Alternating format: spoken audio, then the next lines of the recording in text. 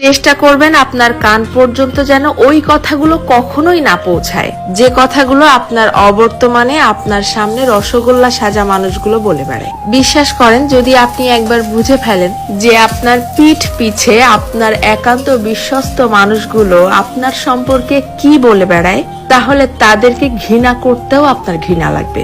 যদি আপনি বুঝে ফেলেন আপনার কান পর্যন্ত কোনো কায়দায় যদি কথাগুলো চলেও আসে, তখন আপনি এমনিতেই নিঃশব্দে মেনে নিতে বাধ্য হবেন যে আপনার আশেপাশে আসলে আপনার বিশ্বাসযোগ্য কেউ নেই। যখন কেউ আপনার প্রশংসা করবে, সেটা তারা কোনো রকম রিয়াকশন ছাড়াই চুপচাপ শুনবে। অথচ কেউ যখন আপনার সম্পর্কে খারাপ কিছু বলবে, সেটা দেখবেন যত দ্রুত সম্ভব এরাই মানুষের মধ্যে ছড়িয়ে দিবে। আপনি যতই ভালো হন, যতই তাদের হেল্প করেন, যতই তাদের সাথে ভালো মনে মিশতে চাওয়ার চেষ্টা করেন, কোনো লাভ নেই। কারণ এরা আপনাকে হিংসা করতেই বেশি পছন্দ করে। যখন আপনি তাদের মতের অমিল হয় এইরকম সামান্য দুই একটা কথা বলে বসবেন, তখনই বুঝতে পারবেন তাদের আসল রূপ।